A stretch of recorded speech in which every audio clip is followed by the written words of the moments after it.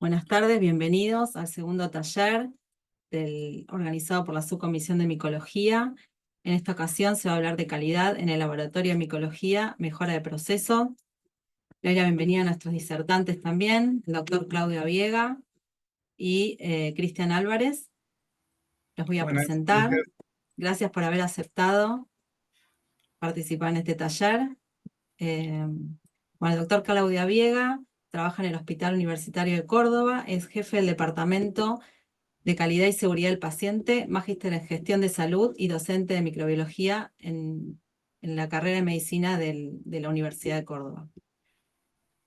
Cristian Álvarez, bioquímico, magíster en Micología Clínica, jefe de División de Micología del Laboratorio de Salud Pública de Tucumán, Argentina, miembro del Comité de Calidad de dicha institución y profesor asociado encargado de la Cátedra de Micología de la Facultad de Bioquímica y Farmacia de la Universidad Nacional de Tucumán.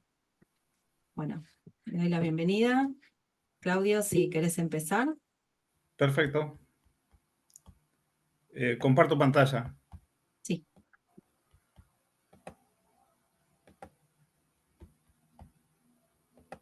¿Se ve bien? sí, sí. Bueno, primero agradecerle a la subcomisión que me hayan invitado. Yo voy a hacer una introducción al sistema de gestión de calidad. Yo sé que muchos de ustedes seguramente ya están trabajando en calidad, algunos otros no. Entonces, en pocos minutos voy a tratar de darles un pantallazo de lo que es un sistema de gestión de calidad y para qué sirve, ¿no? Y sobre todo, hacerlo un poco centrado en la seguridad del paciente, que es lo que nos reúne a todos los que hacemos salud. Para empezar, cuando queremos empezar a trabajar en un sistema de gestión, una de las primeras cosas que tenemos que tener muy claro es cómo está conformado nuestro laboratorio. Entonces, puede ser un laboratorio hospitalario, un laboratorio externo, eh, puede ser un laboratorio de microbiología donde tengamos una sección de micología, pero tener este organigrama organizacional nos ayuda a saber dónde estamos parados. Por ejemplo, en este caso tenemos un departamento de laboratorio donde hay un servicio de laboratorio y una de las secciones en microbiología y dentro de ella está la sección de micología.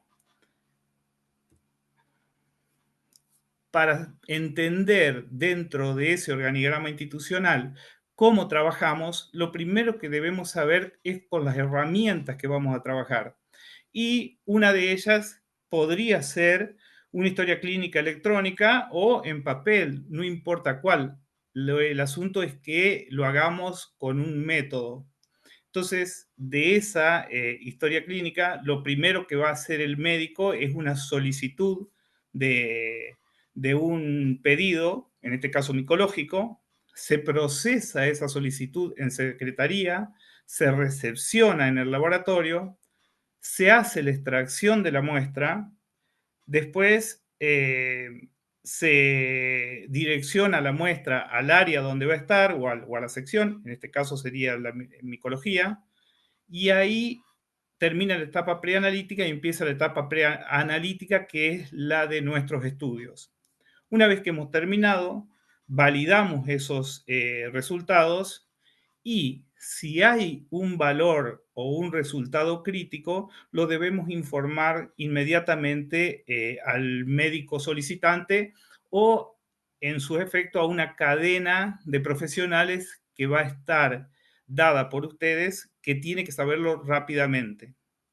Después se consultan estos resultados y se los pasa nuevamente a la historia clínica, vuelvo a decir, en papel o electrónico. Para ello, el servicio de micología, si está dentro de una institución, tiene que estar alineado con los objetivos institucionales para poder enlazar las estrategias de estos objetivos con los desempeños y resultados de la alta dirección. ¿Por qué? Porque en una institución debemos crecer todo de la misma manera, porque si se crece, un área crece más que la otra, muy probablemente no estemos cumpliendo con la labor que le queremos dar al paciente. Entonces, supongamos una institución X donde la estrategia de la alta dirección es poner en estos 5 puntos: calidad y seguridad del paciente, experiencia del paciente y humanización de la medicina, y eso me gustaría que en algún momento, más al final voy a hablar muy poquito de ello, pero nos tenemos que estar menos mecanizados y ser más humanos cuando estamos haciendo las cosas. Innovación, ir progresando cada día en lo que estamos haciendo. Control de gastos, y créanme que cuando uno se pone a hacer control de gastos, se da cuenta de que por ahí utilizamos más los recursos. Y productividad. Y esto lo tenemos que hablar porque si no somos productivos, no vamos a poder seguir ejerciendo la profesión que tenemos. Para ello, y para hacer el sistema de gestión, lo primero que tenemos que hacer es un sistema de gestión documental. Y el primer nivel de este sistema es el manual de calidad, que ya en algunas normas de calidad no lo requieren, porque es lo que el manual de calidad es lo que nos va a decir cómo nosotros estamos trabajando, pero no para nosotros mismos, sino para entregárselo a otra persona para que sepa cómo está diagramado nuestro laboratorio. El segundo nivel podrían ser lo de los procedimientos, y estos son procedimientos de gestión. El tercer nivel pueden ser instructivos, y estos instructivos pueden ser instructivos de áreas, que son técnicas, prospectos o manuales de catálogos de distintos reactivos. Ese sería el tercer nivel. Y el cuarto nivel es el de los registros. Es donde nosotros registramos todo lo que estamos haciendo cuando estamos haciendo un estudio micológico. La política nos debe estar definida por la dirección. Pero ¿qué hace la política? ¿Para qué tenemos una política de calidad? Es para definir qué es lo que queremos hacer, cuáles van a ser nuestros objetivos. Eso nos dice nuestra política. Por ejemplo, una política de calidad para micología sería ser el laboratorio de referencia del interior del país, yo que soy cordobés. Entonces, ese podría ser una política muy chiquita, pero muy poderosa, porque de ahí se van a desprender los objetivos que yo le voy a dar a mi laboratorio de micología para poder instrumentar esta política. Después, una vez que tenemos esa política, tenemos que escribir distintos documentos del laboratorio para poder gestionarlo. Entonces, entre ellos, uno podría ser la gestión de servicios del laboratorio clínico o de patología, y es responsabilidad de uno o varios profesionales. ¿Qué es lo que queremos decir con esto? Que tiene que haber una persona que se haga responsable y que tenga los privilegios que tiene que tener para poder ser el director de este laboratorio. La segunda es la supervisión, la vigilancia y el programa de prueba de puntos de atención. Es responsabilidad de una persona cualificada. Y a esto nos referimos con estos aparatos que estamos empezando a utilizar, que son los point of care, que los utilizan en todos los lugares, y se trata, muchas veces la industria quiere que los pongamos en puntos que no son del laboratorio. Entonces, la norma nos dice que somos nosotros los bioquímicos, los profesionales de laboratorio, de cualquiera, los responsables de que esos aparatos estén chequeados y de que estén trazados para que los resultados sean confiables. No puede ser otra persona, tiene que ser el jefe del laboratorio. Y así vamos a tener un montón de documentos más que van a ir haciendo al sistema documental. Entonces, lo primero que vamos a tener es el manual, la política y organización, requisitos aplicables y presentación de procedimientos. Estos procedimientos van a describir primero cada actividad, qué hacemos, quién la va a hacer, cómo la vamos a hacer, con qué la vamos a hacer, cada cuánto la vamos a hacer y dónde la vamos a hacer. Ese es el procedimiento. Entonces, en un proceso, y esto mucha gente tiende a confundir procesos con procedimientos. Un proceso empieza con un requisito y termina con un resultado. El procedimiento es el camino que vamos a hacer para llegar desde ese requisito a ese resultado. Y puede haber infinitos caminos y todos pueden ser igual de atendibles. Entonces, el procedimiento es lo que nos va a decir cómo vamos a hacer para llegar desde el requisito al resultado y que toda nuestra organización lo haga de la misma manera. No quiere decir que otro camino no sea el correcto. Nosotros elegimos ese camino. Después vamos a tener instrucciones de trabajo y las normas, las documentaciones técnicas y, por último, los registros, como les había dicho. Una vez que tenemos una política, nos vamos a plantear objetivos y metas y esto se establecen a partir de las políticas y como una guía del programa de gestión. Estos objetivos deben ser específicos, no pueden ser de una manera que sean confusos.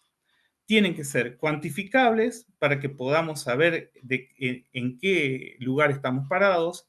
Tienen que ser consensuados por el laboratorio y revisados si estos objetivos muchas veces no cumplen con la política que queremos, los debemos cambiar y tienen que ser realistas, porque si nos planteamos objetivos que no vamos a poder cumplir, muy probablemente fracasemos en este tipo de métodos. Después vamos a tener, aparte de esos objetivos, un programa de gestión. El laboratorio debe establecer y mantener por lo menos un programa para alcanzar esos objetivos y metas. Y estos deben incluir, primero, la asignación de responsabilidades para lograr esos objetivos en las funciones y los niveles pertinentes a la organización. El programa está hecho para eso. Y segundo, los medios y plazos para lograrlos. Cuando hacemos un programa, ese programa nos va a decir qué vamos a hacer y durante cuánto tiempo vamos a llevar ese programa adelante. Una vez que se nos haya terminado ese tiempo, vamos a revisar el programa y vamos a ver si hemos cumplido con cada una de las etapas del programa como lo hemos consensuado. Entonces, en un programa de calidad y seguridad del laboratorio, primero tenemos que validar en términos de exactitud, precisión y rango qué se debe informar de los métodos empleados en el laboratorio. Esa es la evaluación de los métodos. Después la vigilancia diaria y registro de esos resultados. Esto va a estar hecho en los puestos de trabajo. El testeo de los reactivos, o sea, con equipos reactivos e insumos críticos de laboratorio y patología. Y estos insumos críticos tenemos que entender de que nunca nos pueden faltar. Entonces tenemos que ser muy, muy sigilosos con el stock que vamos a tener de estos reactivos críticos y los debemos tener controlados. Y le digo que lo tenemos que tener controlado porque muchas veces nos pasa, y yo calculo que le ha pasado a ustedes, que van y revisan una heladera y ustedes piensan que todos sus reactivos están no vencidos y se fijan y encuentran algún reactivo que se le venció por 1, 2 días, una semana, pero lo tienen vencido. Y eso no debe ocurrir. Después debemos tener un monitoreo continuo de los resultados del sistema de calidad interno y también debemos tener un sistema de control de calidad externo. Los dos, ya no nos podemos dar el gusto de no hacer controles de calidad en nuestros laboratorios. Entonces, debemos tener este tipo de controles y participar de otro tipo de programas donde nos controlemos entre pares, pero sin pensar en la calidad. Ya no se piensa si soy mejor o soy peor. Vemos entre pares cómo lo estamos haciendo, pero para mejorar. Eso es una cosa que tenemos bastante arraigada, lo que hacemos calidad, y en ese sentido la gente es muy buena en dar información, en tratar de ayudar a los otros laboratorios. Nos encontramos en ese sentido, no son gente que quiera esconder las cosas que hacen, todo por el contrario, las exponen, son bien transparentes para poder ayudarnos y mejorar, porque el fin último es mejorar. Y después los riesgos de infecciones que pueden llevar en un laboratorio, entonces tener un manual de bioseguridad para ayudar a que nuestros colaboradores no tengan ningún tipo de problema, ya sea por un accidente cortopunzante o en nuestro caso por una causa infecciosa. Cuando yo empecé la especialidad acá en Córdoba, roté por un hospital donde se hacía tuberculosis y todos mis maestros habían tenido tuberculosis, se habían contagiado y lo contaban de una manera como normal. Y 30 años después, en ese mismo hospital, ha pasado muchísima gente y nadie ha contraído tuberculosis. O sea que nos damos cuenta que los laboratorios se han hecho mucho, pero mucho más seguros.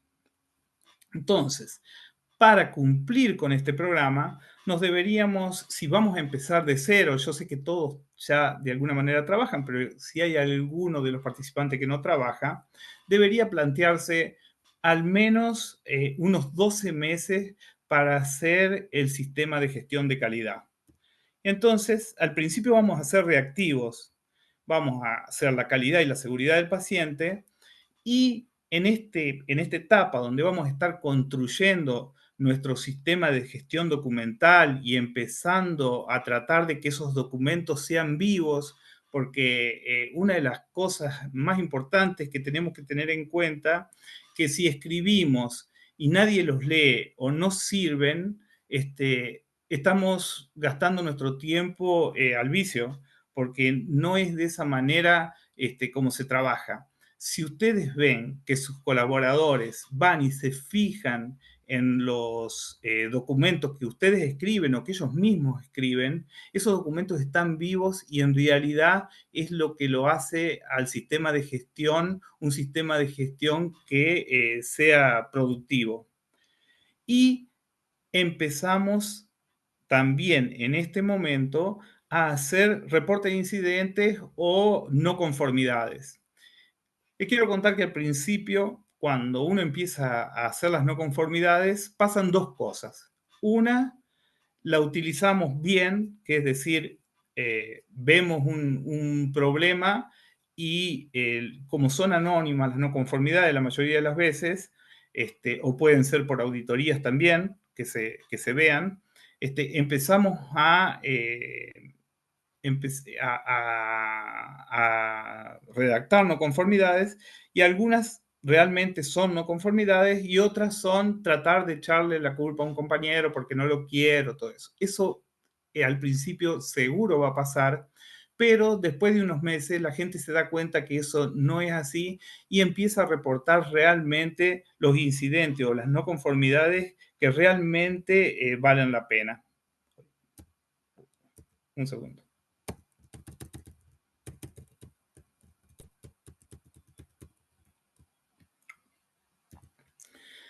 A unos 6 meses de haber empezado el sistema de gestión, si ustedes se fijan, acá teníamos un cuadrado y ya estamos teniendo un octógono. ¿Qué quiero decir con esto cuando le digo que tenemos un octógono?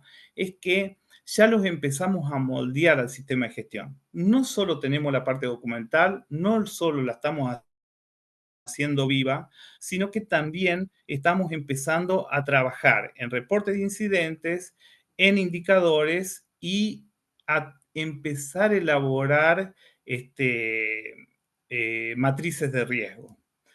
Entonces, los indicadores al principio nos van a ayudar a saber qué estamos teniendo, tener una base de cómo está nuestro laboratorio, porque si no habíamos hecho nada de esto, al principio era todo subjetivo y yo entiendo que muchas veces decimos, no, nuestro laboratorio está bien, nosotros no tenemos problemas, nosotros no cometemos errores, pero si no medimos las cosas, nunca lo vamos a saber con veracidad. Entonces, ¿cómo hacemos para medir esto? Con los indicadores. Esos indicadores, al principio, a unos 6 meses de haberlos hecho, vamos a tener una base y de ahí vamos a poder ponernos metas para ir mejorando. Y por último, a los 12 meses, ese octógono se va a hacer una esfera. Y ahí es cuando recién vamos a echar a andar el sistema de gestión de calidad y vamos a dar el primer paso. Fíjense que nos llevó prácticamente un año para hacer esto. En el viaje hemos ido mejorando con seguridad, pero recién ahí la rueda va a empezar a caminar y esta rueda ya no va a tener fin, va a empezar a circular y vamos a ir mejorando en cuanto a la calidad, estoy hablando, nuestro laboratorio. Entonces, lo que vamos a hacer para hacer el sistema de gestión de la calidad es, lo primero es que la dirección del laboratorio de micología, del hospital, del laboratorio en el que estemos trabajando, tiene que estar fuertemente comprometida con nosotros, porque si no, muy probablemente esto nos lleve al fracaso. Pero teniendo una dirección comprometida, nos da el plan estratégico, ese que les dije al principio, de producción, de calidad, de humanización de la medicina, que en nuestra institución es lo que queremos, y después se empiezan a crear los comités, y uno de esos comités es el comité de seguridad. Con este comité de seguridad, que se puede crear o no, lo pueden tener o no, no es una cosa que sea fundamental, pero sí tienen que tener un grupo de gente que se dedique a trabajar en calidad. Vamos a hacer el programa de mejora continua y otros programas más. Una vez que tenemos esos programas, vamos a hacer nuestro sistema de gestión documental, que en nuestro caso tenemos un sistema de gestión informatizado, pero puede ser que ustedes lo puedan llevar sin esta necesidad. Hay distintos tipos de sistemas de gestión. Nosotros usamos el Daruma porque nos gusta, pero hay otros que son muy buenos lo mismo. Y les digo, si no tienen un sistema de gestión con que puedan llevar los documentos y tenerlos a resguardo, que nadie pueda tocarlos o cambiarlos, solamente la gente de calidad, está más que bien. Y ahí vamos a tener, en este sistema de gestión, vamos a tener los requisitos legales, las normas, que pueden ser todas las normas que se le ocurra de calidad, las ISO, Joint Commission Internacional, ITAES, ahora está la ISO de hospitales, la 7001. Bueno, hay un montón, las 14.000 de ambientales, tenemos un montón de normas. ¿Y qué es lo bueno de hacer un sistema de gestión, pero que no esté adaptado a una norma común, que sea un sistema de gestión propio del laboratorio? Porque cuando lo tengamos, si queremos poner cualquier norma, la norma se va a adaptar a nuestro sistema de gestión. Entonces nos va a ser mucho más fácil. Una vez que nosotros hicimos un sistema de gestión y certificamos o acreditamos una norma, la segunda norma es mucho más fácil de cumplir. Entonces, esa es la primera etapa de planeamiento. Después vamos a hacer, ¿cómo vamos a hacer? Sobre nuestro mapa de procesos, vamos a identificar los de producción y vamos a trabajar sobre ellos. Y si alguno tiene habilidad para la gestión, gestionará en el laboratorio. Y bienvenido sea, porque eso es una de las cosas que nos va a hacer de que nuestro laboratorio cada vez pueda estar mejor en calidad, en seguridad y en eficiencia. vamos a obtener resultados y esos resultados nos van a estar dados por los indicadores y vamos a nutrir a los distintos comités. Ustedes fíjense, y si ustedes trabajan en hospitales, seguramente tengan un comité de infecciones intrahospitalarias y un comité de higiene de manos y de caída y de seguridad, quizá. Bueno, el laboratorio de micología tiene que participar activamente dentro del comité de infecciones, porque somos una parte importante. Muchas veces los dejamos librado a que el infectólogo y las enfermeras, las ESI, lleven el comité. No, nosotros nos tenemos que tratar de meter porque somos una parte importante de los resultados y muchas veces contribuimos de una manera muy importante en este tipo de comité. No se pierde el tiempo estando en este tipo de comité intrahospitalario. Y una vez que tenemos los indicadores, nuevamente vamos a ir al comité de seguridad, vamos a analizar todo esto que nos fue llevando de la gestión documental hasta los indicadores y la gestión de riesgo y vamos a analizar y vamos a ver los elementos de mejora y nuevamente vamos a hacer todo este ciclo. Esto era de la rueda que yo les decía en la diapositiva anterior. Entonces, ¿cómo vamos a integrar el sistema de gestión? Primero, planificando, haciendo, verificando y actuando y nuevamente empezar a planificar. En el actuar vamos a tener las no conformidades e incidentes, las acciones correctivas y preventivas y la revisión por la dirección. Y ahí, en ese actuar, va a estar terminado el sistema de gestión de calidad que hemos implementado. Una de las cosas muy importantes de un sistema de gestión de calidad es que nos nutramos de los errores que cometemos y esas son las no conformidades o acciones correctivas y preventivas. La organización debe, y fíjense, ese debe es muy importante porque no titubea, o sea, debe, hay que hacerlo, establecer y mantener un procedimiento para controlar las no conformidades y emprender acciones correctivas y preventivas. Una no conformidad es el incumplimiento de un requisito de nuestro laboratorio. Por ejemplo, cuando una parte del sistema no funciona de la manera prevista o también puede ser un resultado de desempeño adverso, detectarla durante una auditoría o que una persona espontáneamente lo pueda manifestar. Entonces, dentro de las no conformidades, los procedimientos deben incluir identificación de la no conformidad, corrección del efecto que causa esa no conformidad, la investigación y eliminación de la causa de las no conformidades con el fin de impedir que vuelva a ocurrir, y esto nos nutre, las no conformidades nos nutren. Nosotros cuando empezamos a hablar entre pares, nos empezamos a contar los problemas que tenemos y generalmente son los mismos, pero por ahí a mí me ha ocurrido una cosa que a otro laboratorio no le ocurrió y entonces ya sabe que eso le puede llegar a ocurrir. Eso es muy bueno. Y medir la eficacia de las acciones correctivas implementadas. Una vez que detectamos una no conformidad, que le pedimos al área que tiene la no conformidad que ellos mismos nos digan cómo la van a solucionar, le damos un tiempo para que lo hagan, desde la gestión de calidad del laboratorio debemos ir y observar que realmente se esté cumpliendo y haya sido eficaz la mejora que hicieron.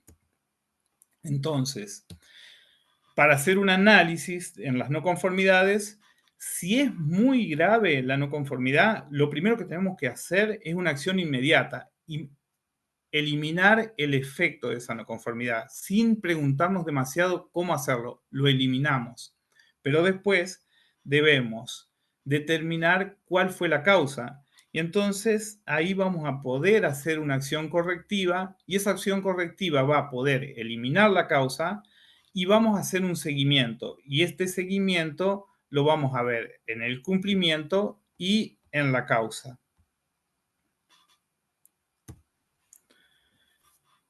Otra de las cosas que es muy importante y que debemos tener muy en cuenta es la gestión de los valores críticos, que muchas veces nosotros confundimos lo que son valores críticos con valores urgentes. La definición de valor crítico es aquel resultado de laboratorio que si no lo informamos inmediatamente, el paciente, y fíjense, estoy hablando del paciente, corre riesgo de vida. O sea, que si nosotros lo informamos, el médico tiene que tomar una acción sí o sí, porque si no, el paciente puede llegar a la muerte. Ese es un valor crítico. Y un valor urgente es aquel que lo debemos dar con premura, pero que el paciente, si no se toma una acción urgente, no se toma una acción rápida, no es que vaya a correr riesgo de vida, pero sí lo debemos dar de una manera rápida. Entonces, para hacer esto se pueden hacer de distintas maneras, pero bueno, el emisor, o sea, nosotros vamos a llamar al receptor, que seguramente va a ser el médico de cabecera. Nosotros tenemos estipulado que si no es el médico de cabecera, llamamos al médico de la guardia de urgencia, porque sabemos que está a las 24 horas del día. Y si no es al médico de la guardia de urgencia, si es un valor crítico y no encontramos a nadie a quien dárselo, llamamos al director de la institución. Y lo tenemos que hacer de una manera segura. Si lo vamos a hacer de manera telefónica, nosotros debemos decirle quién es el paciente, el número de historia clínica y cuál es el valor crítico.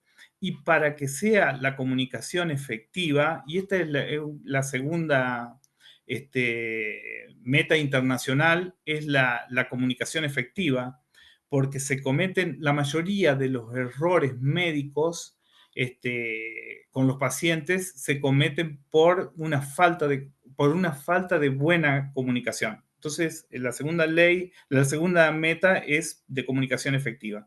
Esto, entonces, se lo debemos decir y el receptor nos debe decir quién es y qué fue lo que le dijimos para estar seguro de que entendieron qué es lo que nosotros les decimos.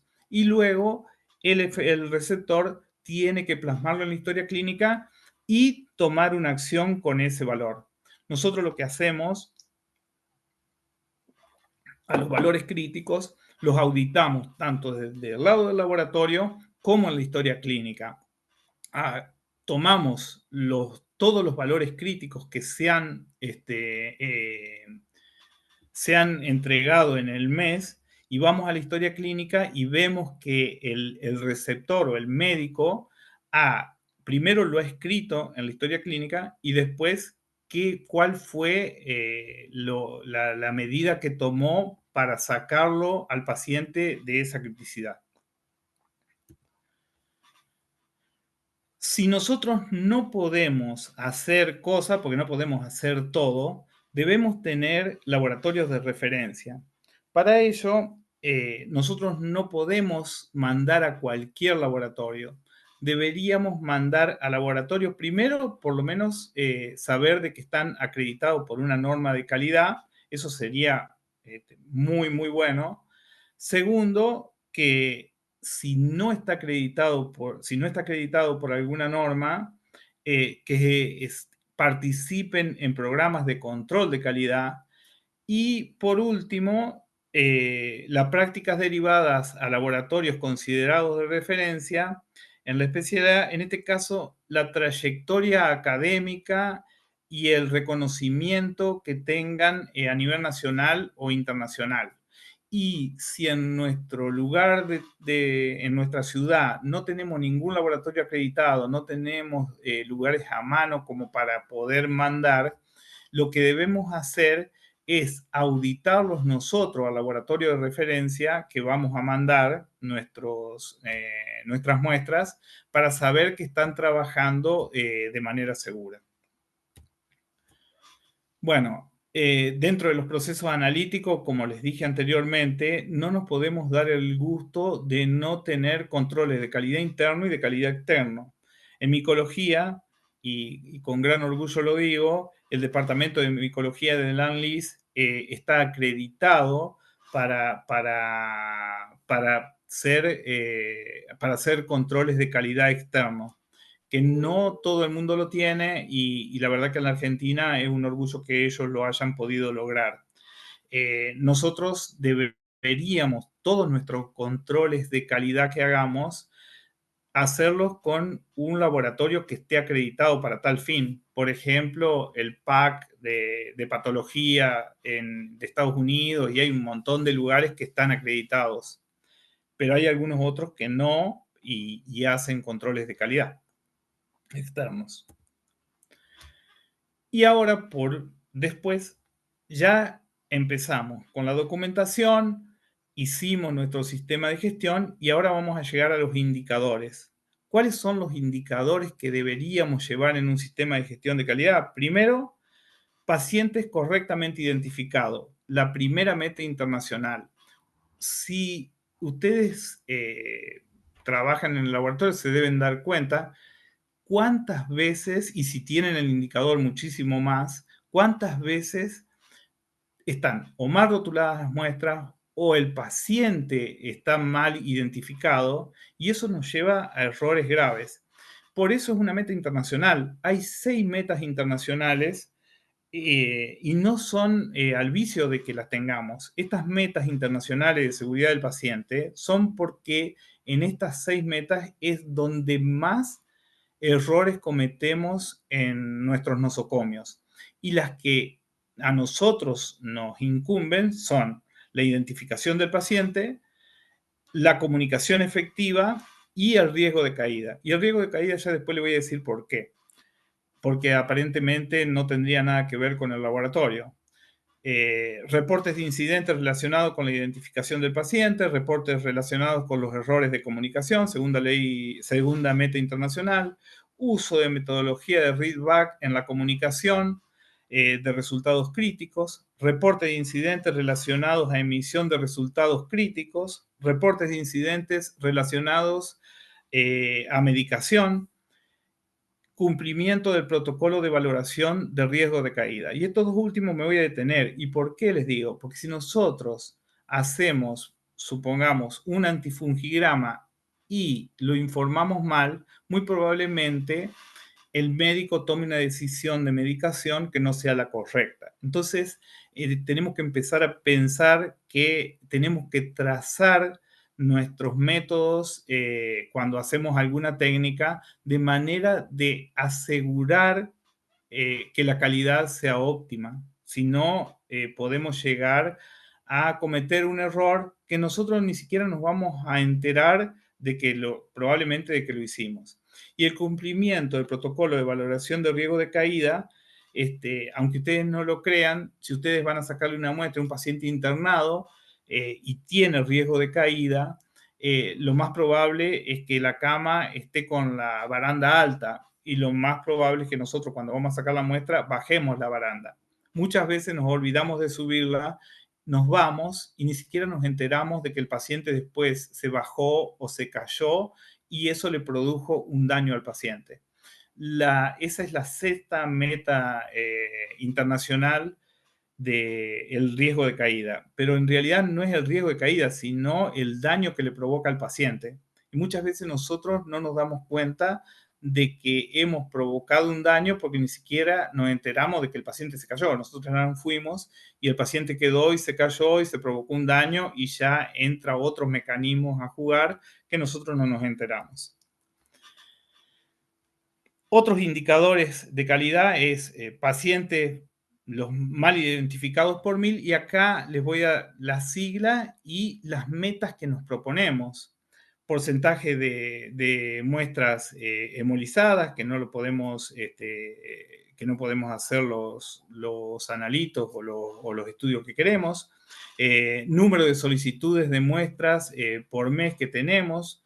Toma de muestras de un lugar equivocado, que muchas veces nos pasa, supongamos cuando empezamos en el laboratorio de micología, si nos piden de una uña de hallux, supongamos izquierdo o derecho, le podemos llegar a sacar del otro lado, o si es subunguial o no, y nosotros le sacamos superficial de la uña, lo más probable es que el resultado no sea el correcto. Entonces, ese es un indicador que podemos llevar. Solicitudes con errores en la carga cada 1000 pacientes, no debemos tener más de 10. Porcentaje de tiempo de respuesta a los sectores, a las áreas críticas, como son la terapia intensiva. Por ejemplo, si tenemos un hemocultivo que salió positivo para una levadura, deberíamos informarla inmediatamente. En el caso de que tengamos un laboratorio de 24 horas. Si no, bueno, no se puede, se informará al otro día a la mañana temprano, pero no quedarnos con que en el último minuto de mi labor salió un hemocultivo positivo y lo digo, bueno, lo dejo para mañana. No, acuérdense de que es muy importante de que estos valores críticos se los digamos al médico muy rápidamente, porque en eso puede estar de que un paciente viva o no. Número de reclamo de cantidad de atención cada 10.000 pacientes, accidentes laborales no cortopunzantes o por salpicaduras, que gracias a Dios en nuestro laboratorio ocurre bastante poco, y accidentes punzocortantes y salpicaduras. Esos son otros de los indicadores que podemos tener. Entonces, vamos a ver, los primeros son las etapas preanalíticas, los blancos son las etapas analíticas y los rosaditos son las etapas posanalíticas. Otros, y acá vamos a ver las metas que nos ponemos, nuevamente, paciente correctamente informado, mayor al 90%. Una vez que cumplamos esta meta, tenemos que poner una meta superior. Nunca, yo recomiendo que si ustedes se ponen al 90% y lo lograron, no quieran tener el 100%, porque como es por mejora continua, pónganse objetivos, metas que ustedes puedan cumplir. Entonces yo pondría el 91, 92% y así iría subiendo hasta llegar a la excelencia. Reporte de incidentes, reportes relacionados con los errores de comunicación, uso de metodología readback en la comunicación de resultados críticos. Gente, créanme que la comunicación efectiva es donde más cometemos errores todas las instituciones de salud y entre ellos los laboratorios nuestros, los laboratorios de micología. Uso de herramientas de traspaso, tanto de bioquímicos como técnicos, y bueno, y muchos otros indicadores. Aparte de tener indicadores de calidad para mejorar, para eso están los indicadores, para poder cumplir con nuestros objetivos. Lo que no se mide no se puede mejorar. Pero ya vamos un poco más allá. En los últimos años hemos empezado a ver que podemos gestionar nuestros riesgos. Y entonces hacemos matrices de riesgo y empezamos a ver cuáles son los riesgos que podemos tener en nuestro laboratorio. Y estos riesgos los vamos a medir por la severidad del daño que podemos provocar y la probabilidad de que ocurra. Por ejemplo, informar mal la sensibilidad de un antifungigrama es grave.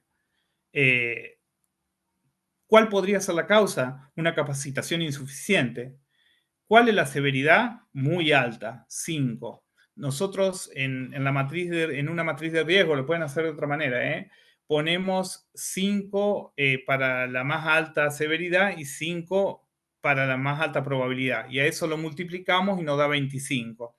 En un mapa de calor, si nosotros tenemos arriba de 12, ya tenemos que tomar alguna corrección. Entonces, por ejemplo, en este caso, que la severidad es alta, es de 5, y si fuera la probabilidad de 3, estaríamos en 15 y en el mapa de calor estaríamos en amarillo y ya tendríamos que tomar alguna corrección. Pero como en nuestro laboratorio la probabilidad de que eso ocurra es de 2, lo multiplicamos 5 por 2, 10, y nosotros estamos en verde, lo tenemos que tener en cuenta, lo tenemos que ver a ese riesgo, pero no vamos a tomar ninguna decisión de cambiar nada porque lo tenemos controlado. Pero si no vamos, después, interpretación incorrecta de los antifúngicos probados, diferencia de criterio entre los profesionales, que para eso están los procedimientos, para que todos trabajemos de la misma manera y tengamos los mismos criterios. Información errónea de un cultivo por información errónea o faltante de datos, que eso puede ocurrir mucho en el laboratorio de micología. Y por último, dependencia crítica de insumos importados. Esto a nosotros nos sucedió, no conseguíamos paneles de antifúngicos porque eran importados en este último tiempo, por lo crítica que está la Argentina, no entraban muchas cosas de estas y tuvimos que volver a hacerlo de manera manual. Entonces nosotros tenemos que prever este tipo de cosas. Entonces, la severidad de no tener estos insumos era alta, de 4, y la probabilidad de que ocurriera también era alta, porque a veces entraban tandas que sí y otras que no. Entonces, tomamos una acción que fue volver al sistema manual. Perdón, Ahora, Claudio, sí, te quedan 5 minutitos para que empiece bueno, Cristian. perfecto. Dale, Sigo rápido entonces. Bueno, dale, decime. eh, esto es importante saberlo porque es una manera de gestionarlo.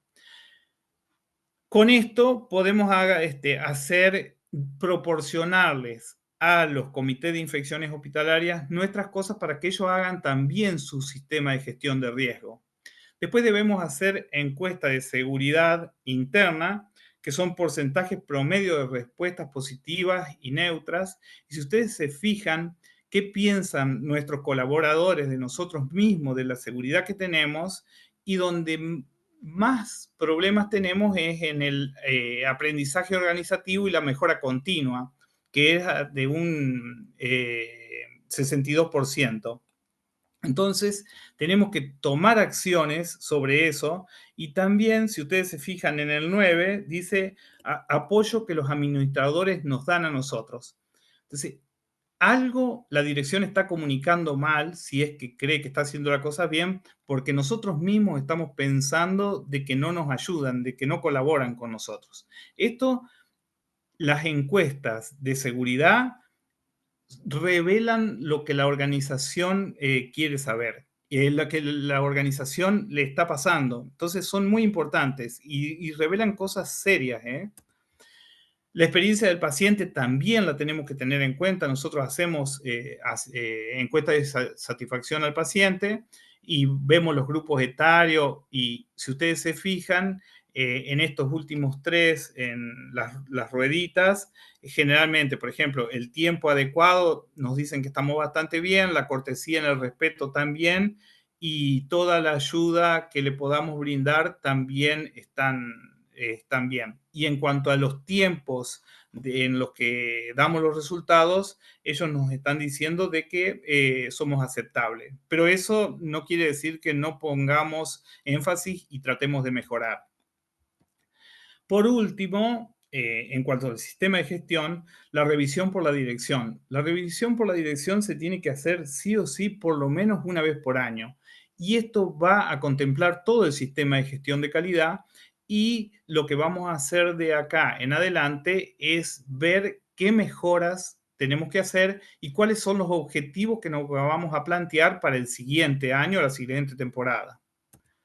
Entonces, los elementos de entrada de la revisión por la dirección van a ser resultado de las auditorías, comunicación de las partes externas interesadas, el desempeño del sistema de gestión, el grado en cual se han cumplido los objetivos y las metas, el estado de las acciones correctivas y preventivas, las acciones finales resultantes de la revisión previa y las recomendaciones de mejoras que vamos a hacer. Eso se va a hacer en la revisión por la dirección. ¿Cuáles son las acciones que vamos a tomar en nuestro laboratorio? Ustedes pueden tomar otras. Primero, gestionar el stock para hacerlo mucho más productivo al laboratorio. Nuevas competencias, acciones en seguridad del paciente, análisis de modo de falla y efecto, cursos de capacitación y bueno, pueden poner muchísimos otros. Por tiempo no los digo a todos. Y por último, una vez que ya tenemos el sistema de gestión andando, tenemos que empezar con la parte preventiva. Y acá ya no solo tenemos que ser eficaces, sino que tenemos que ser eficientes. Seguir con el control de gastos, humanizar la medicina, seguir con los indicadores, trabajar sobre la productividad e innovación. Eso es en nuestro, pero ustedes pueden tener otros objetivos. Entonces, nosotros nos planteamos llegar en el 2027 no a un sistema de gestión de calidad y seguridad, sino que un sistema de gestión integrado del laboratorio. Y para luego ser ya proactivos y tratar de ser excelentes y empezar a trabajar sobre modelos de excelencia como son los modelos de Japón, que es uno de los que nos encantaría llegar. Para poder hacer todo esto, debemos trabajar sobre un mapa de proceso. Y eso ya se lo dejo al siguiente disertante, porque es sobre lo que va a hablar él, pero bueno, para poder hacer un sistema de gestión, no podemos darnos el gusto de no tener un mapa de procesos. ¿Cuáles son las normas de acreditación que podemos llegar a tener? Las ISO 9001, las 15189. Hay un montón de normas que, como les decía, si tenemos un buen sistema de gestión de calidad, todas las podemos poner. La primera nos va a costar un poco más, después las siguientes empiezan a salir un poco solas, porque ya estamos acostumbrados. Y debemos promover la seguridad del paciente. Ya no tenemos solo que trabajar bien, sino que tenemos que hacer nuestras instituciones mucho más seguras de lo que son. El reconocimiento de las actividades que realiza la organización, saber que son de alto riesgo. Tenemos que tener ambientes no punitivos, no tenemos que echar la culpa a nadie, ni tratar de ser punitivos con las personas, todo lo contrario, tenemos que hacer que aprendan, o si no pueden hacer una determinada tarea, que hagan otra, tratar de reubicar a nuestros colaboradores, eso es lo que deberíamos hacer. Y por último, nosotros que estamos en el laboratorio y nos gusta mucho mirar al microscopio, cuando estamos viendo un aspergillus, un histoplasma, un cocci, un paracocci, tenemos que saber que en ese campo hay una familia que está sufriendo y hay un paciente que está esperando un resultado. Nosotros debemos tener esto muy presente porque, le digo, a mí en algún momento se me olvidó, lo que quería era ver el hongo y no me daba cuenta que estaba trabajando para que mejorara un paciente. Por último, quiero decirles que dentro del laboratorio, y acá Miguel Ángel, cuando hacía sus estructuras, cuando hacía cuando él moldeaba me fue de la cabeza, cuando él moldeaba estas cosas que hacía, él decía que las terminaba. Después dejó de terminarlas y decía, está dentro de la piedra. Yo lo único que hago es sacar de la piedra lo que no sirve y dejar en relieve lo que quiero dejar ver. Entonces, en nuestro laboratorio de micología, nosotros el sistema de gestión de calidad ya lo tenemos. Lo único que tenemos que hacer es trabajar para que se pula y que se empiece a ver que estamos trabajando con un sistema de gestión el cual nos va a llevar a mejorar sin lugar a dudas. Como todo micólogo, digo, un área libre de micosis no es un área sin hongos, sino que es faltante de micólogos. Las cosas existen cuando alguien es capaz de verlas. Muchas gracias. Eso era todo lo que les quería Bueno, decir. gracias, Claudio. Ahora pasamos a Cristian. Puedes dejar de compartir Sí, así. yo lo dejo.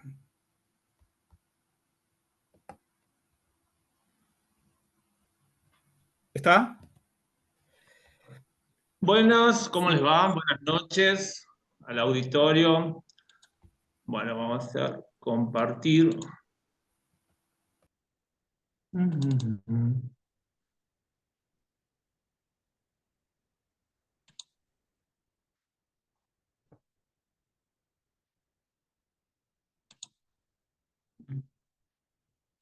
Bueno, aprovecho para decirles que si tienen algunas preguntas, las pueden ir escribiendo por el chat. Después al finalizar, si queda tiempo, las leemos y si no, se las mandaremos por mail a los disertantes.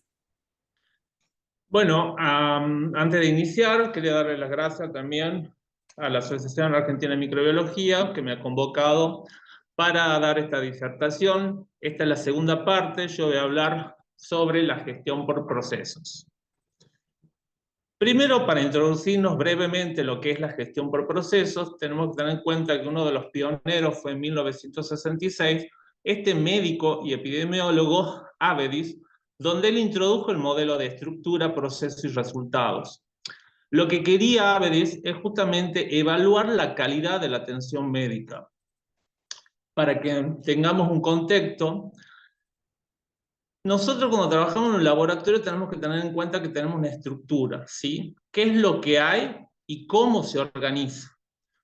De ahí tenemos lo que es el proceso, qué es lo que hacemos diariamente los que estamos dentro del laboratorio. La suma de la estructura y del proceso nos va a dar lugar a un resultado. ¿Qué es lo que queremos conseguir en el laboratorio? Nosotros nos vamos a enfocar específicamente en el proceso, pero hablemos un poquito más de lo que planteaba Avedis. Él dice que con respecto para obtener un buen resultado, estamos necesitando aproximadamente un 25% de ese resultado, va a depender de la estructura, mientras que el proceso, lo que hacemos todos los días, fíjense cómo impacta en un resultado. Hablamos de un 75% aproximadamente. Dentro de la estructura que ya vino hablando Claudio, dentro de los recursos tenemos que tener en cuenta cómo tenemos a nivel edilicio nuestra estructura, nuestro laboratorio, si es un laboratorio privado, si es un laboratorio que está dentro de una institución, que puede ser pública, puede ser privada, cuáles recursos humanos contamos, los recursos económicos son muy importantes, y los tecnológicos también. Hablando brevemente solamente de la estructura, siempre cuando empezamos a hablar de calidad y en gestión por proceso, lo primero que tenemos que saber es dónde estamos parados. Para eso podemos hacer una matriz de FODA, viendo la fortaleza, cuáles son las debilidades que tenemos dentro de nuestro laboratorio, las oportunidades y las amenazas que pueden llegar a tener. Con respecto a la parte edilicia, por ejemplo, en mi provincia, en la parte pública, nos organizamos en Tucumán, Argentina, en primer nivel, que nosotros llamamos CAPS, Centro de Atención Primaria, segundo nivel, policlínicas, y tercer nivel, entiéndase aquel hospital que debería tener toda la tecnoestructura necesaria que puede realizar todo aquello que no puede el primer nivel.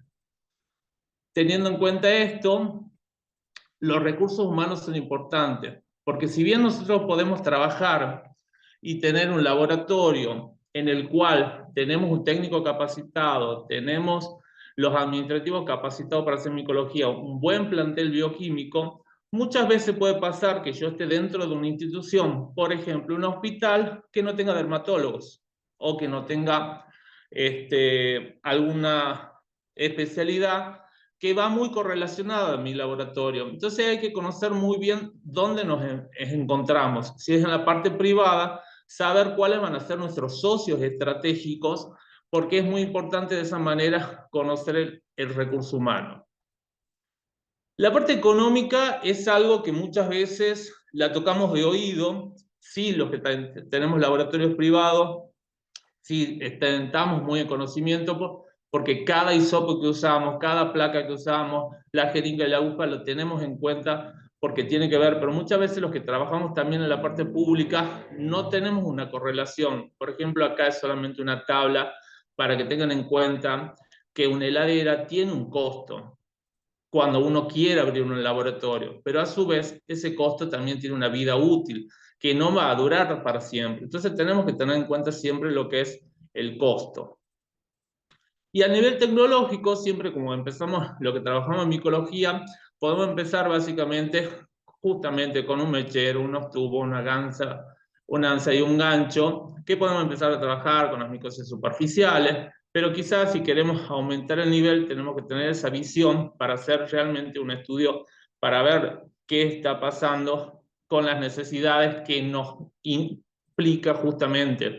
Si bien quizás yo quiero llegar a hacer en mi pueblo o en mi laboratorio biología molecular, tengo que ver también si tengo los médicos capacitados, si tengo aquellos socios donde yo pueda adquirir los insumos necesarios, porque quizás también esa infraestructura que estamos por poner va a ser obsoleta. Entonces, en algunos casos sí son requeridas y a veces no tenemos los insumos. Por ejemplo, nosotros trabajamos en el laboratorio de salud pública de la provincia de Tucumán. Nosotros somos los referentes de todos los laboratorios de micología de la provincia, de la parte pública.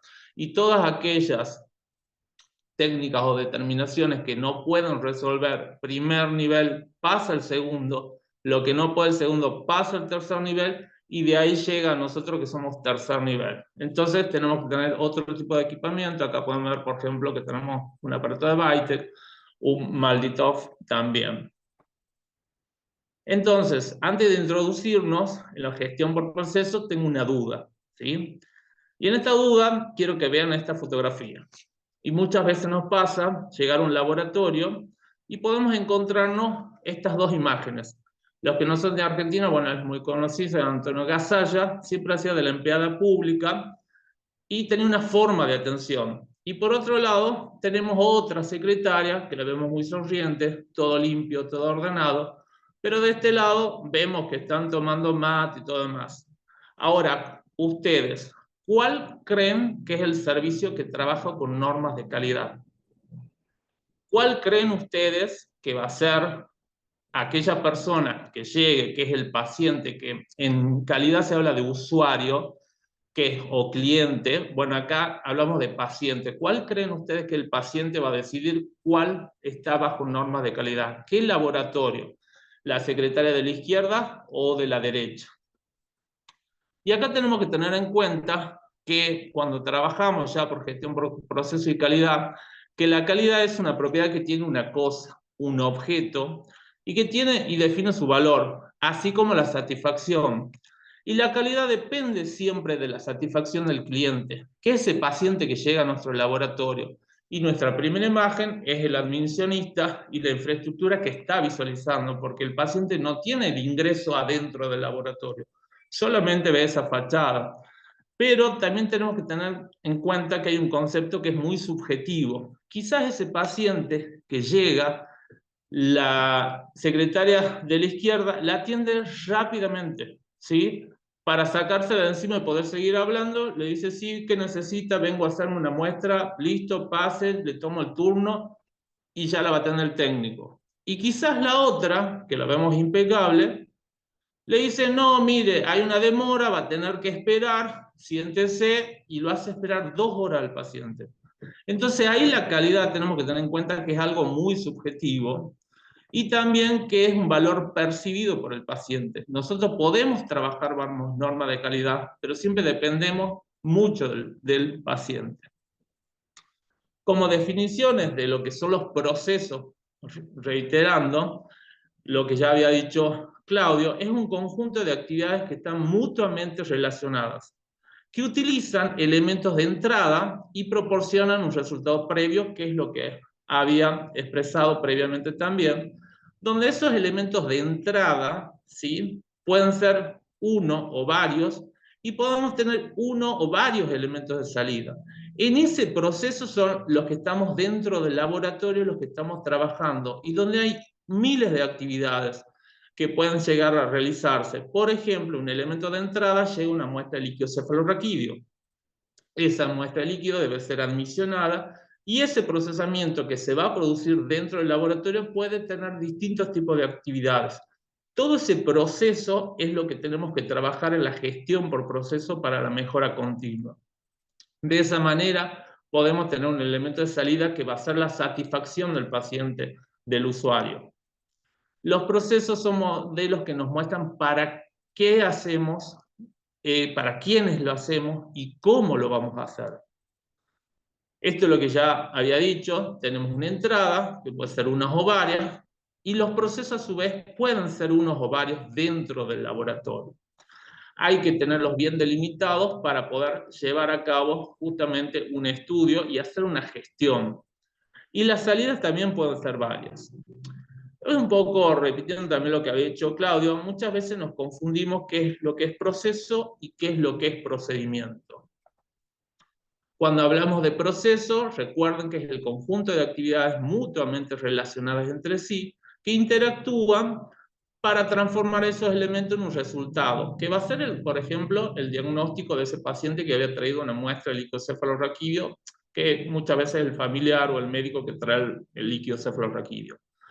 Ahora, los procedimientos, recuerden que son el conjunto de reglas o instrucciones para determinar la forma específica de llevar a cabo ese proceso, ¿sí? Se expresan en los documentos qué se hace, quién lo hace, cómo lo hace y cuándo lo hace. Entonces, proceso es lo que hacemos y procedimiento cómo lo vamos a hacer. Pero existe una realidad en la gestión por proceso, porque muchas veces, digamos que esta es la estructura del hospital, ¿sí? O de la institución donde nosotros trabajamos, y hay muchas personas que interaccionan, desde la persona que trabaja en limpieza, el de informática, el de soporte, el de suministros, y si es un hospital hablamos de estructuras mucho más grandes.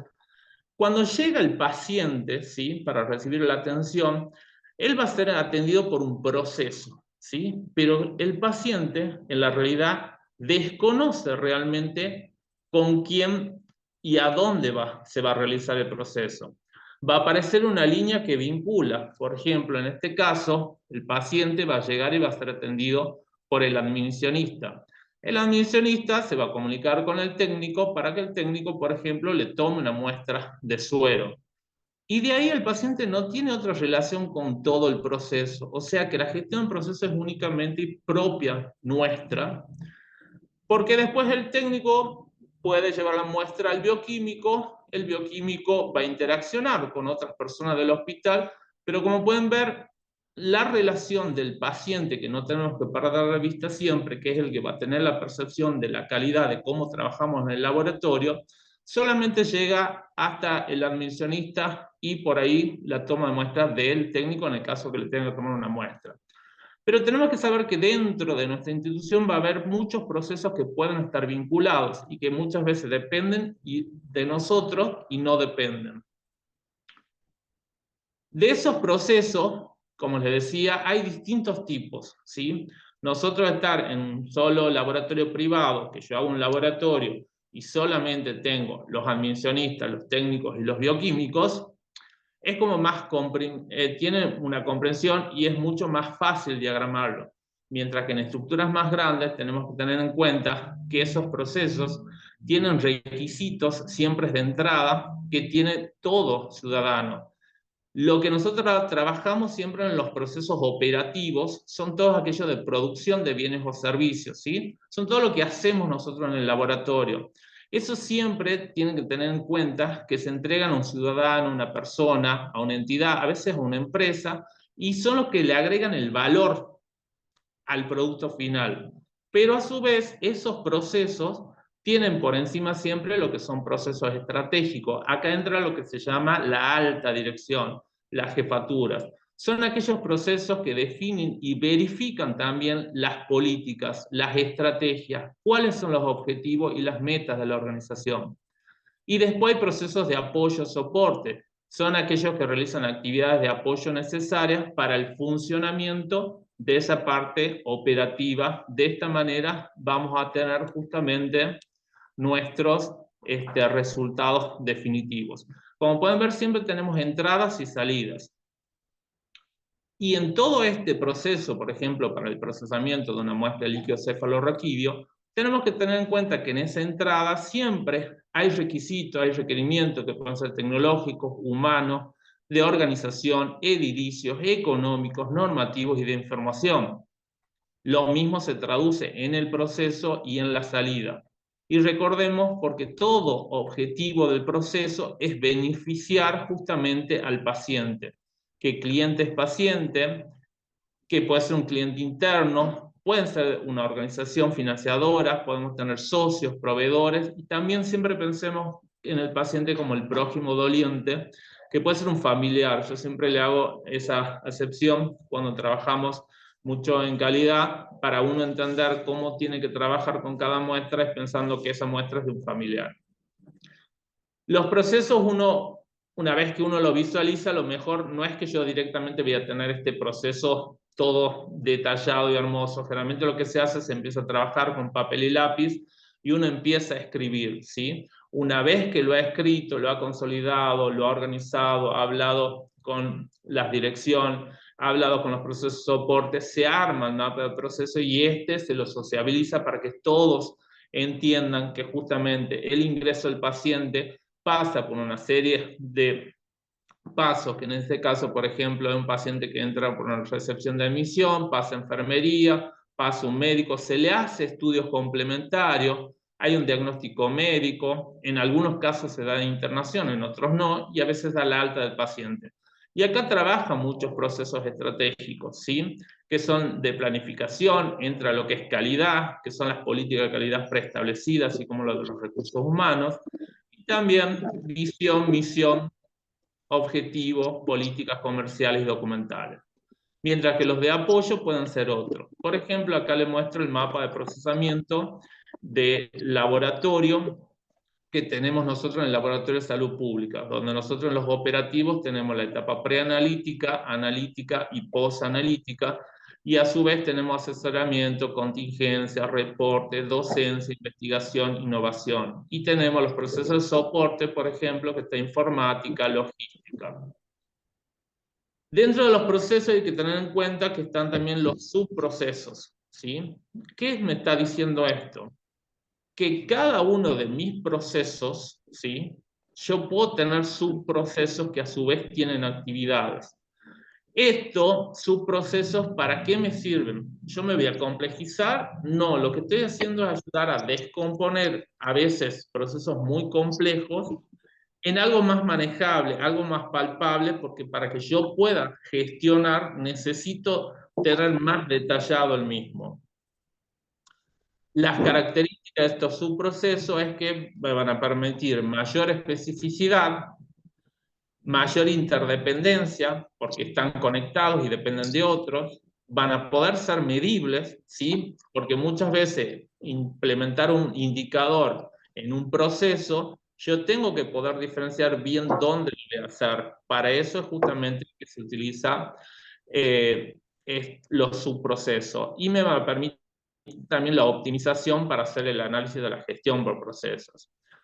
A su vez, otro de los beneficios que me da de identificar y gestionar los subprocesos es que me va a dar claridad y eficiencia, me va a permitir una mejora continua más detallada y la implementación de mejoras más específicas, así como flexibilidad y control y monitoreo.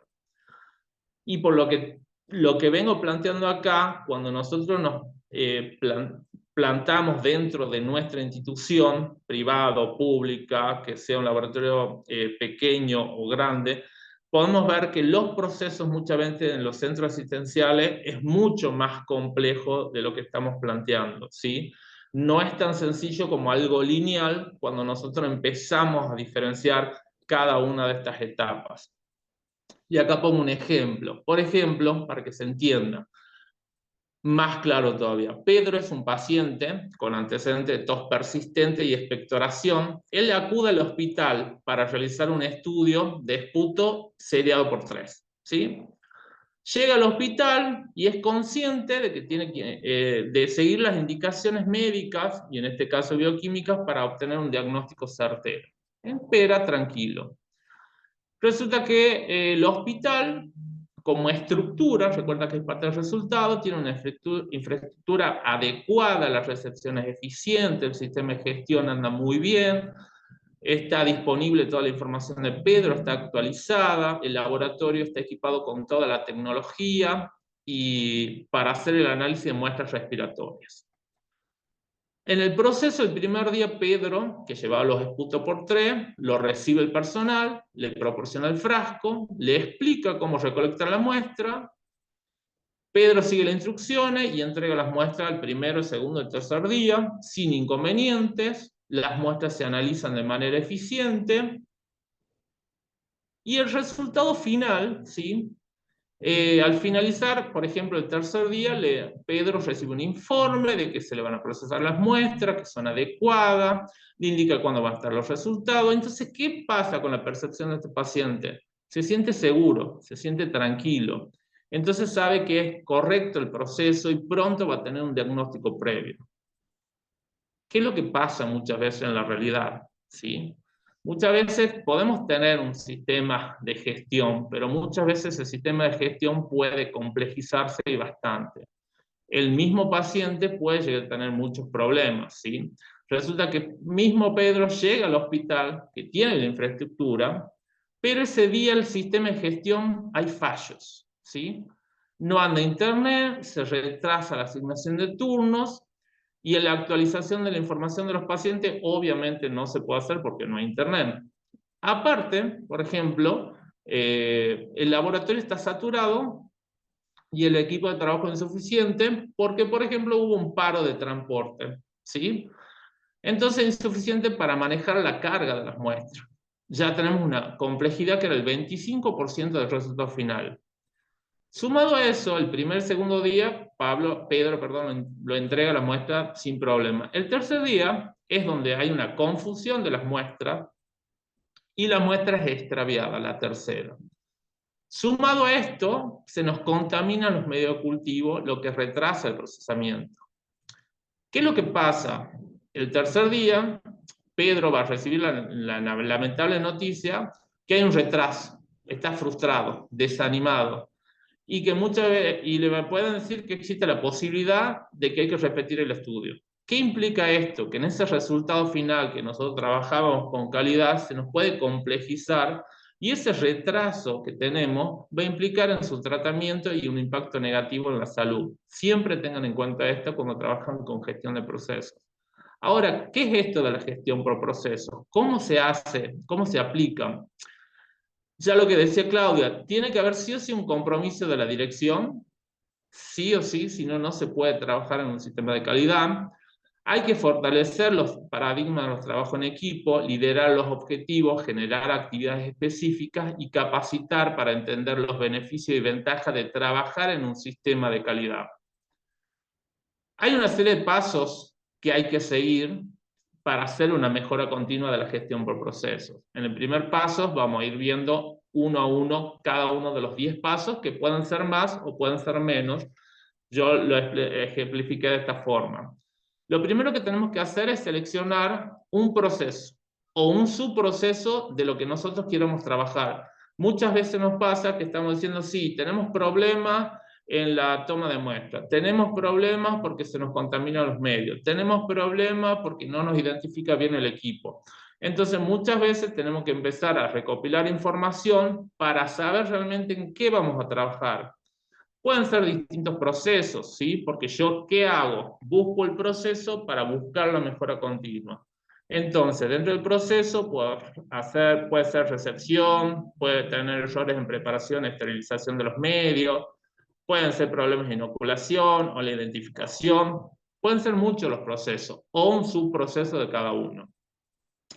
Lo primero que hago, una vez que tengo más o menos delimitado, digo cuál va a ser la entrada y cuál va a ser mi salida, hasta dónde voy a ver la mejora, ¿sí? Porque si no me puedo extender y no voy a hacer una buena gestión. O bien la entrada y salida del subproceso. Y también tener en cuenta problemas relacionados. Por ejemplo, puede ser alguno, yo me planteo, por ejemplo, que puedo tener problemas en la preparación de medio de cultivo, ¿sí? En esta preparación de medio de cultivo sabemos que se mide, se mezcla el medio, se hace esterilización, se preparan placas, tubos, almacenamiento, hay una serie de consideraciones a tener en cuenta, donde yo establezco que acá empieza en la preparación del medio y acá termina lo que es este proceso en el almacenamiento, ¿sí? Pero también tengo que saber qué otros procesos están relacionados. Por ejemplo, pueden estar relacionados con la selección del medio adecuado, que puede ser otro proceso. Por eso yo tengo que delimitar siempre cuál va a ser mi entrada y cuál va a ser mi salida. En este caso delimité desde la preparación del medio hasta el almacenamiento. No voy a trabajar más que en eso. ¿Por qué? Porque yo puede ser que piense que tengo muchos problemas, hay mucho gasto, mucho insumo, justamente en este punto. Y yo tengo que identificar cada una de esas partecitas del proceso. Para ello, lo que voy a hacer es trabajar y determinar cuál es el objetivo del proceso, ¿sí? ¿Cuál es el objetivo del proceso de la preparación del medio cultivo? Que yo tenga medio cultivo, que lo pueda utilizar en el momento adecuado, que no tenga contaminaciones ni demás. Y a su vez tengo que saber, por ejemplo, qué son actores directos o indirectos. Por ejemplo, los proveedores. Si yo siempre preparo el medio cultivo Saburó por alguna marca en particular y es la única marca que existe, tengo que tener bien determinado en ese proceso, porque va a depender mucho de mi gestión para no quedarme sin ese medio de cultivo. Distinto a que tenga varios. Voy a tener que elegir el de más calidad en ese caso.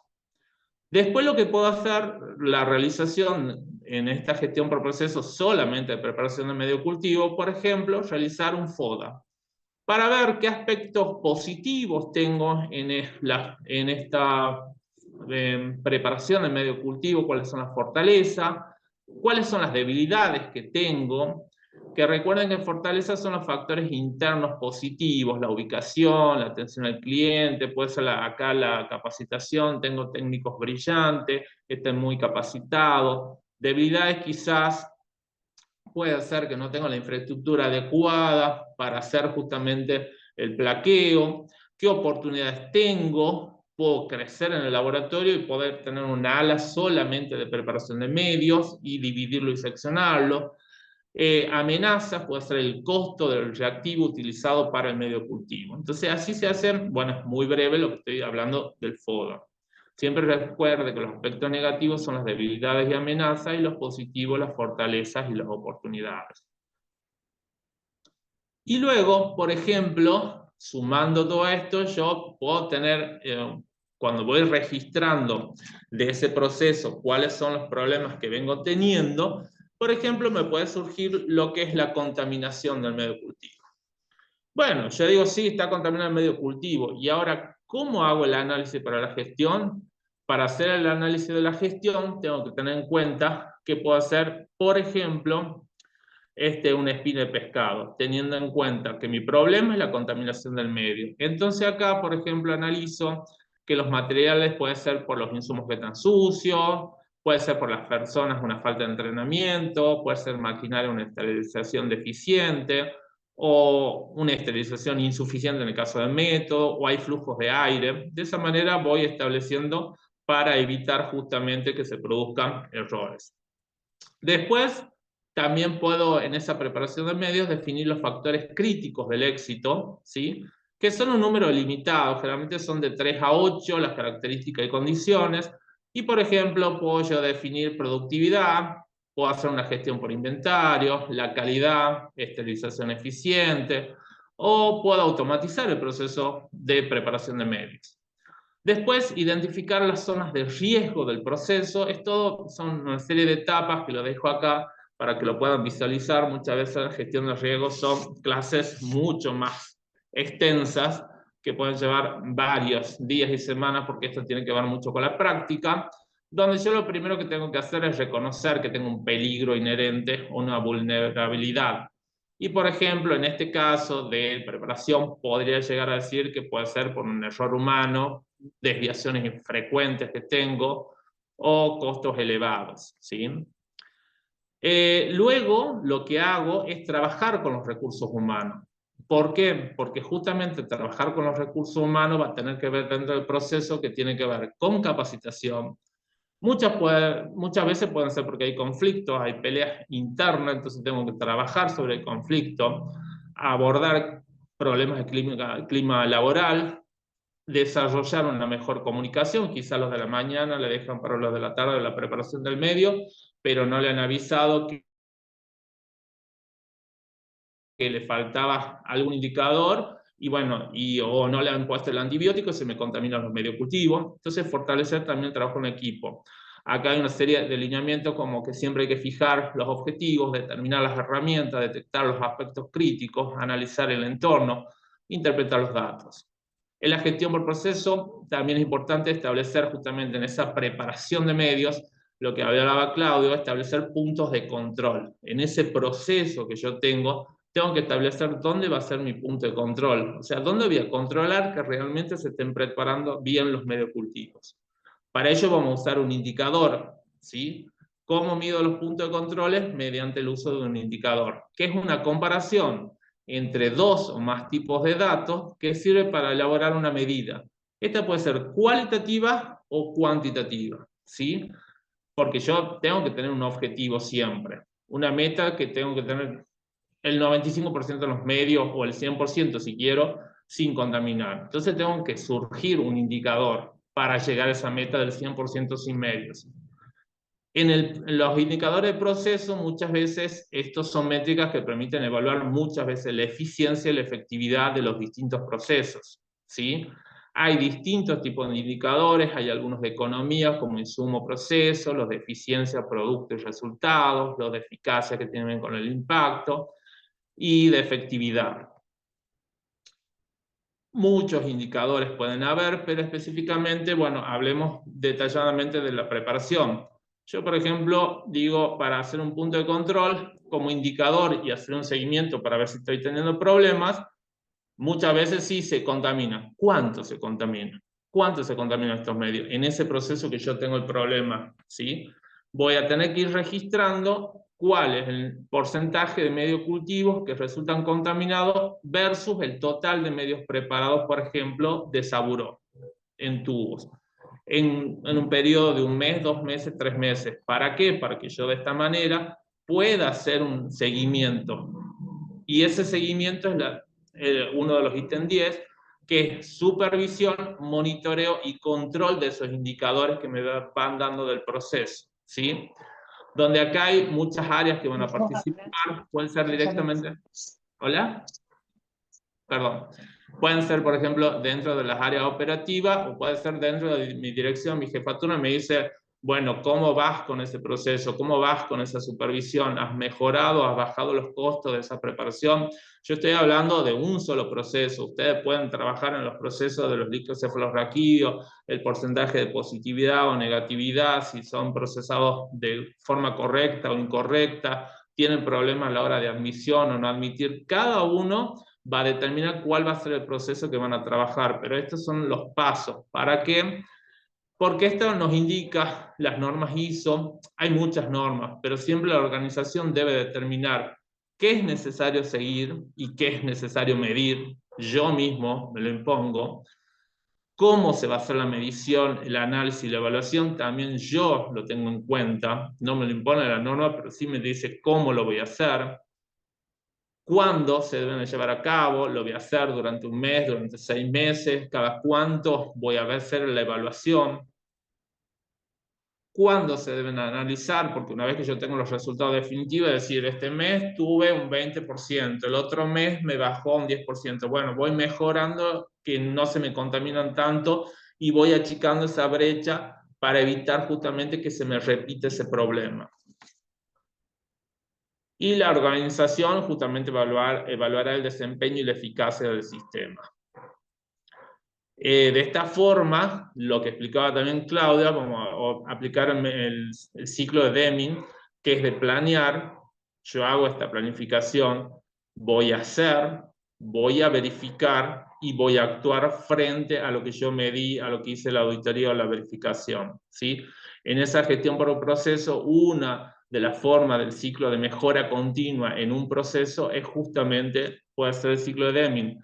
Hay muchas otras herramientas de mejora de proceso, puede ser el de Six Sigma, puede ser el mapa de flujo de valor, puede ser el tablero de Kanban, el de Kaizen, el de Lean. Son muchas de las herramientas. Uno tiene que decir, bueno, ¿cuál se puede aplicar mejor a mi forma? ¿Sí?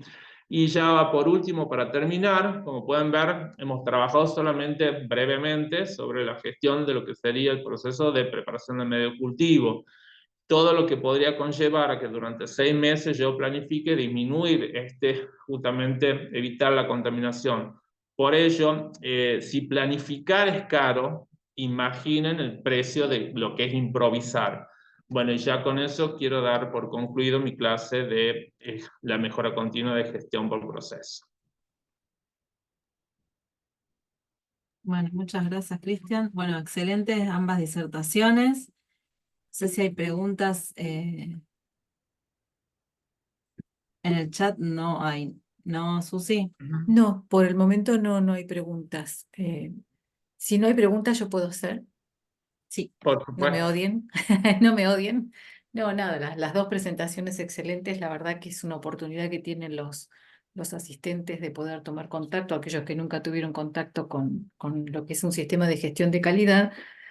Pero también me gustaría preguntarles a ustedes, em, para aquellas personas, aquellos laboratorios que nunca lo implementaron, la idea es que lo hagan desde el inicio, tomando un pasito a paso, ¿no es cierto? O sea, no pensar que esto es inabarcable, porque lógicamente que parece como mucho. Y si les implica un costo extra en términos económicos, ¿sí? Porque hay que pensar que todo esto exige rotulados, etiquetados, calibración de equipos y todo lo demás. Así que más o menos eso como para aclarar un poquito el panorama frente a aquellas personas que todavía nunca lo implementaron, pero también es una de las cosas que hay que tener en cuenta al momento de poder decidir implementar un sistema de calidad, ¿no? Mientras tanto, el auditorio va pensando en preguntas. Ujú. Sí, trabajar en calidad, al principio más que el costo, en realidad cuando uno empieza a trabajar en calidad tiene un costo, pero en definitiva lo que estamos haciendo es reduciendo los otros costos Sí. asociados, que por ejemplo yo justo planteé lo de la preparación del medio, y el medio de cultivo implica si yo lo compro directamente al medio de cultivo, que ya vienen hechos, o lo hago por una cuestión económica, pero yo al hacerlo tengo que hacer un estudio de costo para ver si tomo una persona. Entonces, hay un análisis, o sea, se trabaja siempre, primero, si desde la dirección no hay un ok, es muy difícil trabajar en calidad. No se puede empezar a trabajar en calidad si no se trabaja con la venia, como dice, de la dirección, porque es el que va llevando. Y siempre por ahí buscamos socios estratégicos, de decir, bueno, esta persona me puede ayudar a trabajar en calidad. Siempre, muchas veces a las personas en recursos humanos, es importante preguntarles y consultarles, porque quizá ese administrativo que lo tenemos ahí en admisión anda muy bien para calidad y le potencia, y le mejora y le gusta y eso mejora.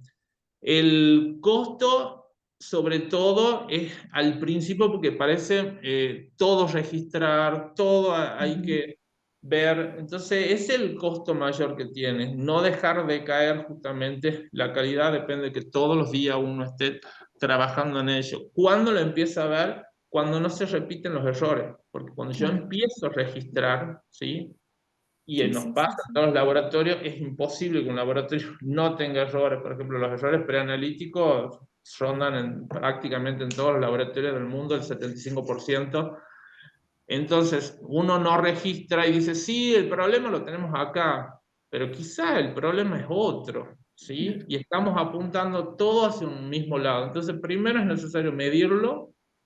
Para eso hay que registrarlo. Una vez que uno registra, dice, bueno, de todos estos errores que uno comete, porque tenemos que tener en cuenta que somos seres humanos, vamos a analizar el que sea el de mayor casuística. ¿Para qué? Para que no se produzca. Porque en definitiva, el resultado definitivo de un laboratorio siempre es el resultado que va para el diagnóstico de un paciente. Y los que trabajamos en micología sabemos que ese paciente primero ha ido bacterio, después ha ido virología, y el médico todavía no cree que pueda ser hongo y llega al final al hongo. Entonces, a veces nuestro resultado es muy definitorio en muchos casos. Perfecto. Claudio, ¿querés agregar algo más? Sí, una cosita nada más. Para incentivar a que la gente haga calidad. Al principio, cuando uno empieza a hacer calidad, rápidamente empieza a ver mejora con un bajo costo.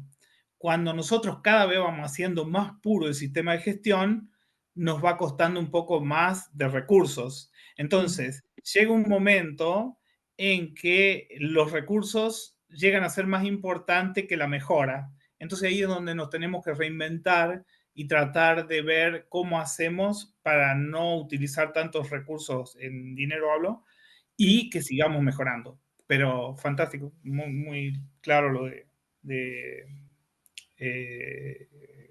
Cristian. Cristian. Ujú. Perfecto.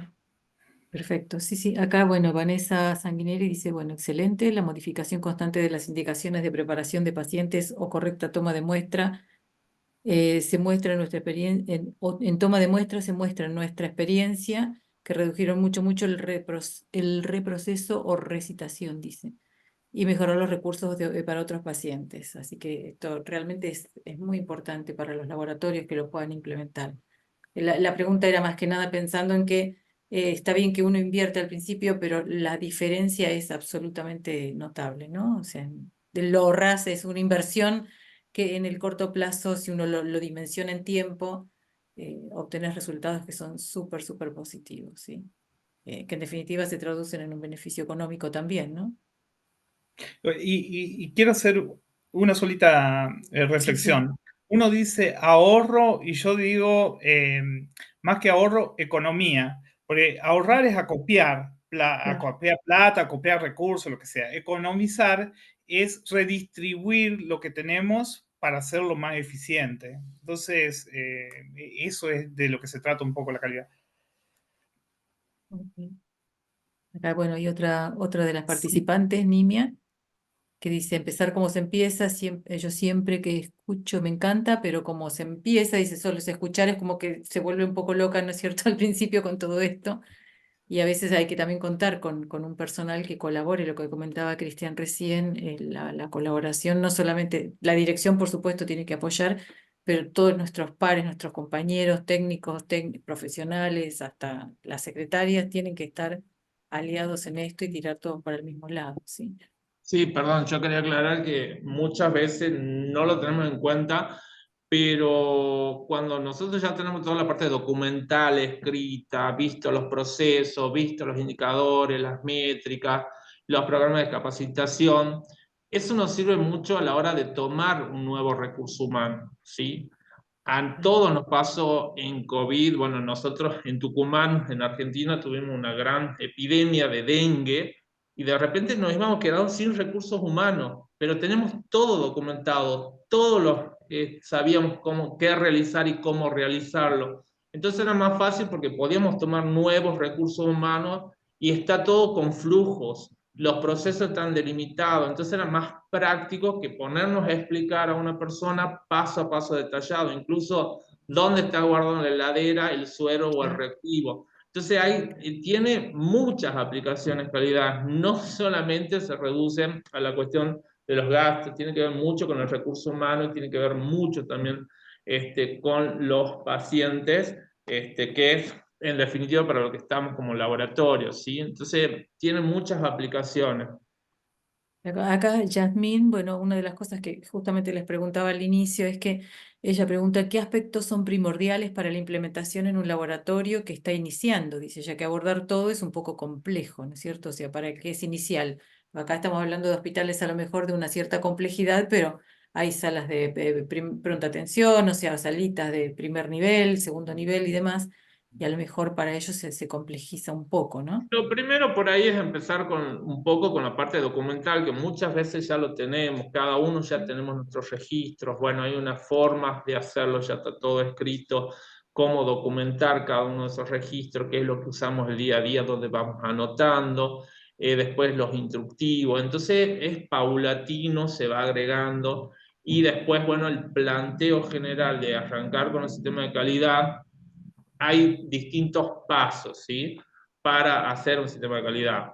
Por eso, empezar con la parte documental es como que la mayoría de los bioquímicos, lo que trabajamos en la parte, ya como que lo tenemos más aceitado, somos como mucho más ordenados y organizados, creo que otras especialidades, como que siempre tenemos eso, los protocolos, cómo se procesa un líquido cefalorraquídeo. Ahora, bueno, ya vienen los reactivos, cómo es que se lo procesa. Entonces, como que por ahí ya podemos empezar con la parte documental. Y después, bueno, empezar a plantearse, bueno, qué es lo que vamos a trabajar. Pueden ser justamente en un momento dado decir, bueno, no, yo quiero trabajar en esto puntual, en este proceso, porque estoy teniendo serios problemas. Bueno, se empieza por eso pequeño, y luego uno se va adentrando a todo este mundo que es la calidad. Bien. Otra más, perdón, ¿cómo ustedes, más que nada para el auditorio, ¿no es cierto? Porque todo esto ustedes lo manejan, pero de alguna manera se lo tienen que hacer llegar a sus compañeros. ¿Cómo hacen esto? ¿Cómo lo transversalizan? Es decir, ¿ustedes lo comunican solamente con los manuales o hacen algún tipo de capacitación?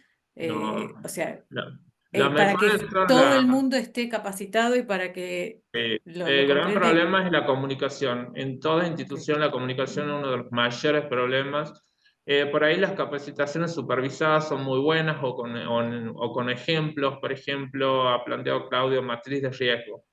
Matriz de riesgo es todo un tema, plantearse qué es un riesgo, porque yo no estoy pensando en riesgos continuamente. Entonces, ¿cómo se hace el estudio de riesgo? Se pone dicen, bueno, puede ser riesgo, por ejemplo, nosotros en Tucumán ahora tuvimos paro de colectivo. Es un riesgo que yo ya me lo tengo que haber anticipado y planteado. ¿Qué me va a generar? Que me falte el administracionista, me falte un técnico, me falte un bioquímico, pues no pueden llegar. ¿Cómo se hace ese planteo? Que justamente lo dijo Claudio. Yo primero tengo que hacer un análisis, puedo hacer un análisis de causas de esa materia de riesgo, entonces pongo a toda mi gente para trabajar. El problema muchas veces de calidad, que dicen, bueno, el laboratorio quiere empezar, el director, vamos a trabajar con calidad, contrata a alguien de calidad, y esa persona de calidad es la única que sabe. Entonces ahí yo no lo incorporo y se hace pesado. En cambio, cuando yo incorporo el administracionista, el técnico, el bioquímico, pensemos cómo podemos hacer frente a un paro colectivo, cuáles las posibles soluciones, ¿sí? ¿Qué puede llegar a pasar? ¿Qué acción inmediata voy a tomar? ¿Qué acción correctiva a futuro son las acciones correctivas que voy a llegar a tomar y cómo lo voy a medir, ¿sí? Entonces de esa manera uno va incorporando vuelta a vuelta. Nosotros, bueno, nuestro hospital ya se implementó hace bastante tiempo un comité de calidad que una vez al mes se reúne con una persona de cada uno de los laboratorios. Nosotros tenemos 7 laboratorios en total dentro del Laboratorio de Salud Pública y otros externos. Entonces, van rotando a su vez los que son responsables de calidad. Puede ser técnico, puede ser un administracionista, puede ser el jefe de laboratorio. Muchas veces muchos problemas se generan cuando solamente el jefe o el de calidad sabe de calidad. Entonces el otro es como que, bueno, tengo que medir, tengo que indicar, bueno, ¿de qué me sirve? Creo que es una forma de ir sumando a la gente. Y eso es realmente es importante. Abonando a lo que dice Cristian, yo creo que ya el título de jefe se está dejando de usar en las instituciones y es el liderazgo. No todo el mundo es líder y hay que identificar a esos líderes que son los que hacen que se fidelice la gente. Llega un momento en que no saben por qué, pero se suman, aunque sepan de que hay un poco más de trabajo. Hace un ratito hablaban de que cuánto era. Cuando empezamos a hacer calidad, más o menos se agrega, hasta que tenemos un sistema de gestión, se agrega un 30% más de trabajo. Pero después, a la larga, eso nos simplifica muchísimo las cosas. Entonces, hay que identificar esos líderes natos y estimularlos para que ellos sean los que promuevan en la organización todo esto. Si no, es un poco difícil. Si somos verticales, como eran antes las instituciones, es complicado. Se tiene que transversalizar. Bueno, bien, aquí hay muchos mensajes de, o sea, de agradecimiento, felicitan por las presentaciones. La gente, hay varios que quedaron muy entusiasmados, así que eso está muy Los que bueno. quedaron entusiasmados y los que no, que se metan. Sí. Muchas veces se ponen esto medio inocentemente sin saber a dónde va y en el medio del camino dice en lo que me metí, pero cuando llega al objetivo es muy gratificante, muy, muy gratificante. Bueno, muchas felicitaciones también. El video va a estar más o menos en el canal de YouTube de la AM en 10 días después de editarse. Y otros que preguntan por los certificados. Para los talleres no hay certificados. Así que bueno, si no hay más preguntas y no quieren agregar nada más. Bueno, muchas gracias, Pero bueno, Claudio y Cristian. No, Muy gracias a ustedes. desafiante Gracias a la ustedes. charla sí, y espero que se contagien bastante. sí. Pero bueno, lo Bueno, importante es empezar por algo. Felicitaciones, Totalmente, totalmente. totalmente. Gracias, gracias. Claudio, Nos gracias, vemos. Cristian, excelentes. Gracias. Chao. Gracias, luego. Susi, Chao, por hasta luego. acompañarme. No, al contrario. Chau, chau, hasta luego. Chao.